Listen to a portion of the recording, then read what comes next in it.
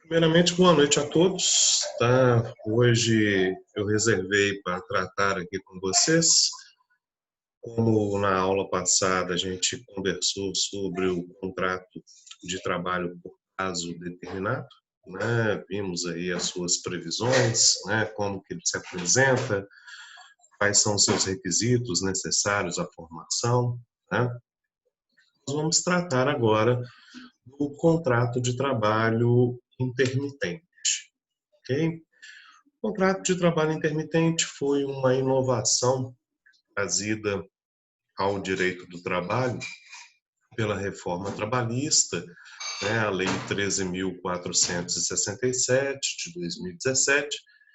E essa normativa ela inseriu, né, duas previsões normativas novas dentro da CLT, que foi o parágrafo terceiro, né, do artigo 443 e o artigo 452A da CLT. Esses dois dispositivos foram inseridos, né, pela reforma trabalhista na CLT. O contrato de trabalho intermitente, ele é um contrato novo, né, não é uma modalidade contratual que já tivesse sido trabalhada ou mesmo sido experimentada pela CLT. Então, foi uma inovação, né, do legislador reformista. Acontece que esse legislador reformista, né, ele buscou orientações para a perspectiva do contrato de trabalho intermitente, inspirado no direito norte-americano, né? A gente tem no direito norte-americano essa modalidade contratual, lá conhecida como contrato de trabalho zero hora, né? Também há notícias desta forma de contratação na Europa, nas cidades da Espanha, né? Temos também na França alguma regulamentação semelhante ao que temos aqui, né, no contrato de trabalho intermitente. Muito bem, essa modalidade de contratação, infelizmente, ela é alvo, né, de grande insegurança jurídica, exatamente porque o legislador, ao regulamentar o instituto, ele foi muito tímido, né? O legislador, ao estabelecer as regras que vão reger o contrato de trabalho intermitente, ele não se aprofundou, né? Não detalhou essa modalidade contratual de modo que a sua celebração se desse de maneira mais confortável. O que nós temos hoje são grandes incertezas jurídicas que circundam o contrato de trabalho intermitente, as quais nós vamos pontuar aqui, né? Vamos tentar também apresentar para vocês um modelo que seria confortável de uso nesta relação contratual, né? Mas vamos também aqui apontar todas as críticas, né, que se revelam desta nova diretriz do contrato de trabalho intermitente. Muito bem. O artigo 443 da CLT, ela vem estabelecendo para vocês o conceito, né, do que seria um contrato de trabalho intermitente. E lá expressamente vai estar disposto que trata-se de contrato de trabalho cuja prestação de serviços com subordinação, né, é de natureza não contínua, podendo ser contratada, né, por horas, dias, meses, né, de forma que a prestação de serviço oscile períodos de atividade com inatividade, independentemente das atividades desenvolvidas pelo empregador, exceto para a figura dos aeronautas, que são regidos por legislação específica.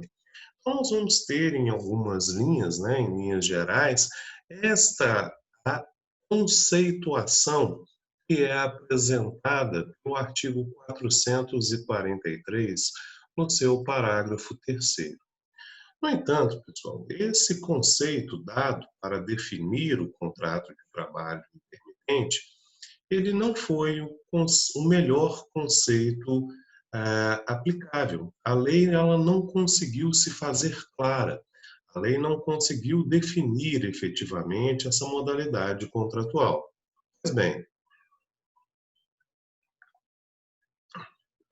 o contrato de trabalho intermitente, ele não pode ser caracterizado, não é um requisito que o identifica, o simples fato da atividade oscilar, períodos de atividade e de inatividade, ou seja, não é o simples fato da prestação de serviço, períodos de atividade com períodos de inatividade que caracterizam, né, essa modalidade, esta relação contratual. Porque esta característica, ela é presente nas maioria, né, na grande parte das relações contratuais. Quase que a totalidade das relações contratuais existentes vão oscilar períodos de atividade com períodos de inatividade. A própria ideia do chamado intervalo interjornadas, né, estabelece esse requisito. Veja bem, numa jornada de trabalho, né, presente em qualquer modalidade contratual, que se estabeleça em 8 horas diárias e 44 horas semanais, você vai ter, né, períodos em que há uma atividade desenvolvida por 8 horas, né, seguidas de uma inatividade de pelo menos 11 horas, né, entre o término de uma atividade e início da outra, o término de uma jornada e início da outra. Então, você tem aqui um período de atividade oscilando com um período de inatividade. E esse período de inatividade é um período em que ele também não é remunerado. É um período em que também não existe a subordinação, né, presente nesse intervalo.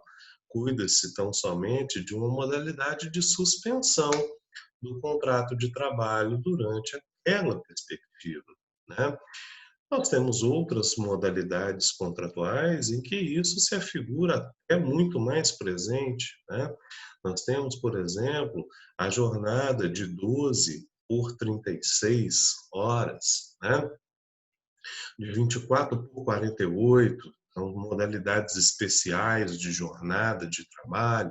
Percebam então que o período de atividade, em algumas ocasiões, ele pode se alargar, ele pode se estender, mas também haverá uma necessária ampliação deste período de inatividade. Esse contexto, pessoal, não podemos dizer que define, não podemos dizer que aperfeiçoa, que conceitua um contrato de trabalho intermitente, a simples alternância de períodos de atividade com períodos de inatividade, né? Essa característica, ela já é presente nas outras modalidades contratuais. Alguns doutrinadores apresentam, né, e aqui eu vou passar uma primeira linha doutrinária, apresentam como conceito, como elemento definidor de uma jornada de um contrato de trabalho intermitente, o fato da natureza não contínua da atividade. E nesse contexto, tá, essa corrente doutrinária, ela diz que essa característica não contínua da atividade deve ser a atividade desenvolvida pelo empregador. E nesse cenário, né, estaria a dizer essa corrente doutrinária que só haverá contrato de trabalho intermitente quando a atividade do empregador ela tiver natureza transitória, quando a atividade do empregador ela tiver essa natureza sazonal, né? No entanto, pessoal, muito embora isso possa, né, dizer de uma natureza não contínua de atividade, entendo que esse não é o melhor conceito também, né, para se definir o contrato de trabalho intermitente. Exatamente porque já temos, né, alguns contratos que se identificam também por essa questão da transitoriedade, né, por essa questão da sazonalidade. São os contratos de trabalho a termo, muito propriamente desenhados, né, visam atender exatamente essa natureza especial da atividade, essa natureza temporária da atividade, né, não justificando termos dois contratos de natureza distintas, dois contratos distintos, para regular uma mesma situação jurídica, né? Nós não teríamos ali um elemento, um traço definidor específico desses âmbitos contratuais. Portanto, vem uma segunda corrente doutrinária para explicar o contrato de trabalho intermitente, conceituá-lo, né? E eu acredito que esta corrente doutrinária está mais adequada a esta modalidade contratual. Essa segunda corrente doutrinária também trabalha com o conceito de não continuidade da relação de trabalho, né? Da prestação do respectivo serviço. Mas, ao tratar deste elemento não continuidade, ele não se vincula à atividade do empregador, mas sim na prestação de serviços desenvolvida pelo obreiro, né?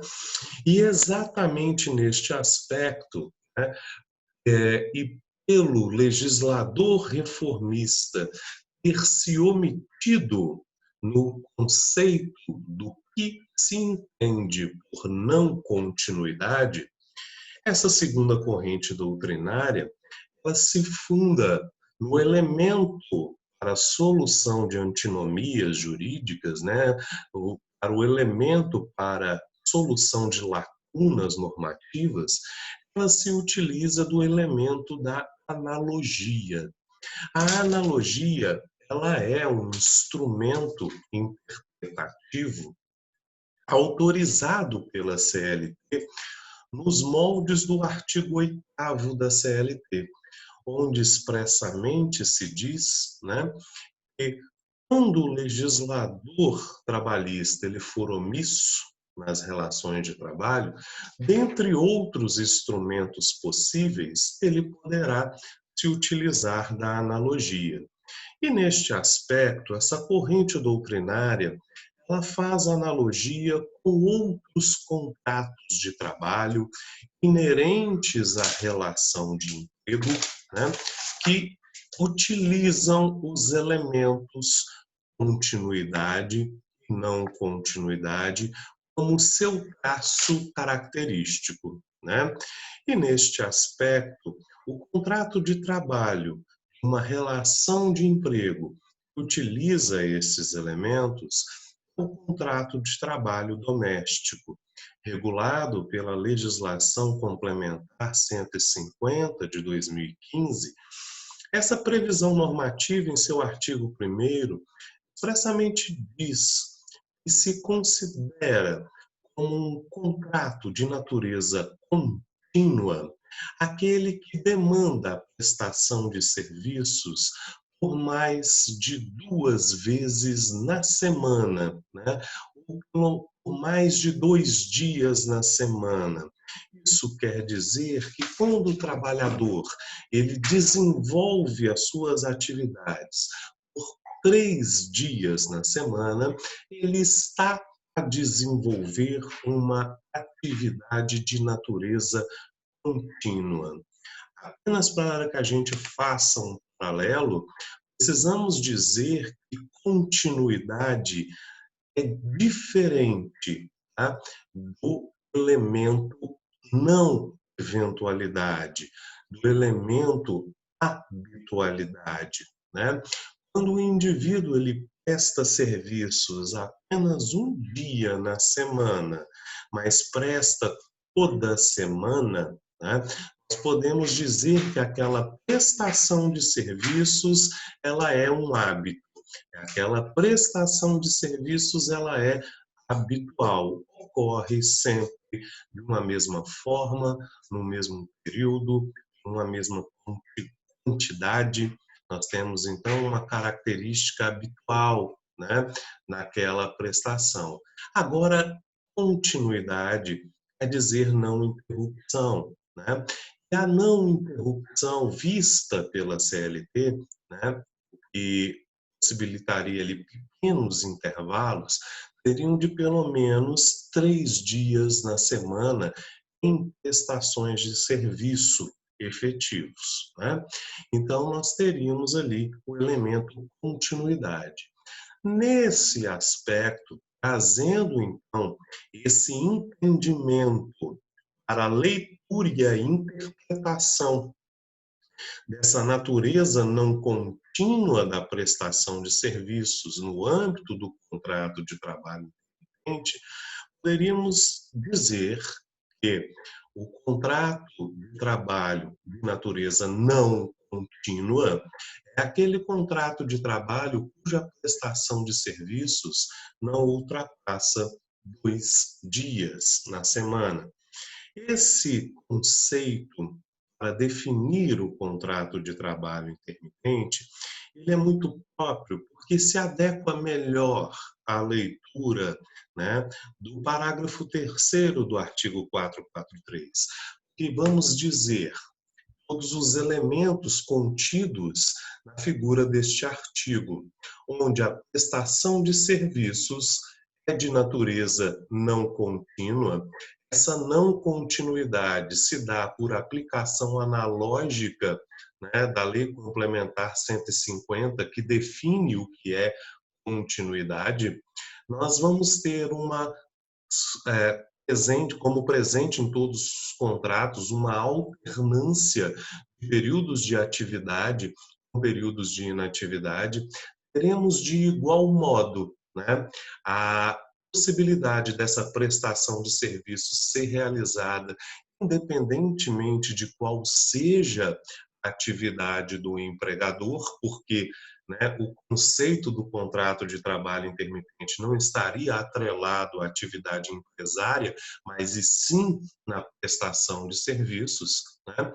E ele, então, poderia desenvolver essa atividade com o elemento da subordinação jurídica presente em todos os contratos que estabelecem uma relação de emprego. Percebam, então, essa segunda corrente doutrinária, né, ela apresenta ali um conceito, um contexto mais adequado ao contrato de trabalho a título intermitente. Ok? Muito bem, pessoal. Esta segunda corrente também não é, né, livre de críticas. E aqui nós vamos estabelecer algumas que são realizadas. Tá? Muito bom. A primeira crítica que se faz a essa corrente é que esta definição não atenderia, né, a, a orientação, o desejo do legislador reformista quando estabeleceu o contrato de trabalho a título intermitente. E nesse aspecto, pessoal, precisamos dizer qual era o contexto histórico, qual era o momento, né, em que esse contrato de trabalho foi criado e por que foi criado. Né? Nós estávamos diante de uma agravada crise econômica, onde os níveis de desemprego estavam assolando o país, né? E buscava-se pela reforma trabalhista, e esse era um dos slogans da respectiva reforma, né, aumentar o número de postos de trabalho efetivo. E, para tanto, foi feito um estudo por todos aqueles responsáveis pela reforma trabalhista, foi feito um estudo para se verificar como é medido, né, os postos de trabalho ativo existentes no nosso país. E percebeu-se que dois elementos, né, dois dados estatísticos eram predominantes nesta avaliação. O primeiro deles era um dado fornecido pelo IBGE, né, que era o censo de coleta de informações feito pelo IBGE, que estabeleciam ali algumas informações sobre os cidadãos brasileiros, né, e que informavam se eles estavam em atividade, se eles estavam empregados, se eles estavam em gozo de algum tipo de benefício ou se eles estavam, inclusive, no trabalho informal. E, por outro lado, havia um cruzamento de dados com o CAGED. O CAGED é um banco de dados que reporta e registra todos os vínculos contratuais formais registrados, né? Todos aqueles vínculos contratuais que estão estabelecidos com carteira de trabalho devidamente assinada. E dentro deste contexto, percebeu-se o seguinte: os postos de trabalho estavam cada vez mais escassos, né? Um nível de desemprego assolando o país, porém percebia-se de outro lado que diversos trabalhadores, né, buscando aí, como se diz, se virar nos 30, né, muito deles arrimo de família, muito deles ali precisando de dar o sustento aos seus entes, eles estavam no mercado informal, fazendo bicos, né, trabalhando como freelancers, né, fazendo ali serviços autônomos. Sejam, por exemplo, um indivíduo que trabalha como eletricista e faz pequenos serviços elétricos, né, mesmo não estando com vínculo empregatício, um indivíduo que saía para vender picolé, né, no carrinho de picolé e fazia isso como um serviço autônomo sem ter vínculo empregatício, é um indivíduo que se habilitava como marido de aluguel e fazia pequenos serviços domésticos, como trocar lâmpada, consertar uma pia com vazamento, desentupir um banheiro, né? Ou mesmo os indivíduos que se habilitavam, né, a garçons em alguns eventos ou seguranças, né, em algumas festas. Nós tínhamos serviços, né, que se apresentavam e que as pessoas faziam como bico e dali tiravam algum provento, algum sustento para manter, né, as suas despesas mais básicas, as despesas de seus familiares. Então aí que surge a sacada, a ideia do contrato de trabalho intermitente. Vou regulamentar o bico, né? A ideia central desse contrato de trabalho foi exatamente essa: servir como um mecanismo de maquiagem para o mercado, né? Servir como um mecanismo que melhoraria os números do nosso país, né? Tirando trabalhadores da informalidade, passando para os contratos de natureza formal. Porém, a circulação de riquezas, né, o pagamento de dinheiro, ele continuaria estável, né, continuaria do mesmo modo. Ou seja, eu estou tirando do trabalho informal e passando para um trabalho formal precarizado. Mas, né, os números não contam história, né? Os números apenas reportam dados estatísticos. E isso possibilitaria estabelecer uma maquiagem para o mercado, para dizer que a economia está se recuperando, para dizer que estamos com um cenário mais aquecido, né? E que esses números fossem atrativos, por exemplo, de investimentos, inclusive externos. Tá? Por isso se dizia que o contrato de trabalho intermitente poderia servir como uma maquiagem, ok? E nessa linha, tá? Nessa linha, o legislador reformista se esqueceu, né, que para estabelecer essa modalidade contratual, ele teria que se adequar, né, às regras trabalhistas já vigentes. Tá? E ele, ao legislar sobre este assunto, não tomou o cuidado de estabelecer os requisitos pontuais, né, os requisitos necessários dessa medida. De modo que o que se criou até hoje foi uma grande incerteza jurídica, uma grande insegurança, né? Ao ponto que não se sabe ao certo como adotar tais medidas. Um exemplo muito característico disso, né, foi a Magazine Luiza. Então, logo soltou aí a reforma trabalhista e criou o contrato de trabalho intermitente, a Magazine Luiza contratou diversos empregados sobre esta modalidade, né, estabelecendo um regime de revezamento na prestação de serviços de caixa, né? Vamos imaginar o seguinte: um grupo de trabalhadores prestava serviços durante 15 dias consecutivos, né, e dava lugar a outro grupo de trabalhadores que prestavam os outros 15 dias consecutivos do mês, né, estabelecendo numa forma de rodízio, numa forma de alternância entre esses indivíduos. Então, eles trabalhavam durante 15 dias direto, entrava outro grupo, trabalhava durante 15 dias direto, aí entrava outro grupo, trabalhava durante 15 dias direto.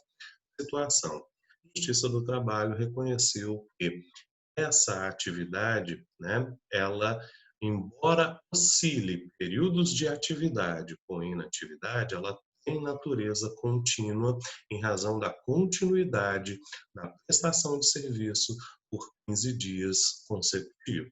Tá? Então a gente percebe que a própria formação do entendimento da justiça do trabalho, né, é muito construído nesta linha, de que o que define não é o fato da atividade oscilar períodos de atividade com inatividade, né? O que define é a não continuidade da prestação de serviços.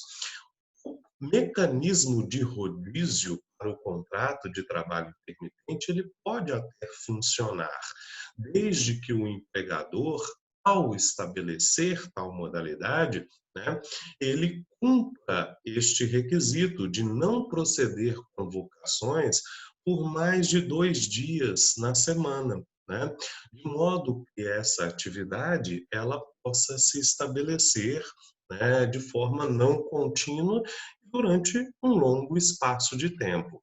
Lembrando que esse contrato de trabalho intermitente, ele é uma modalidade cujos custos de sua manutenção somente existem quando há uma efetiva prestação de serviços.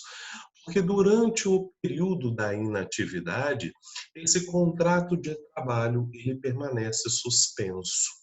Isso quer dizer que não há prestação de serviço, mas também não há pagamento de salário. Sequer as obrigações sociais e fundiárias se apresentam nesta característica.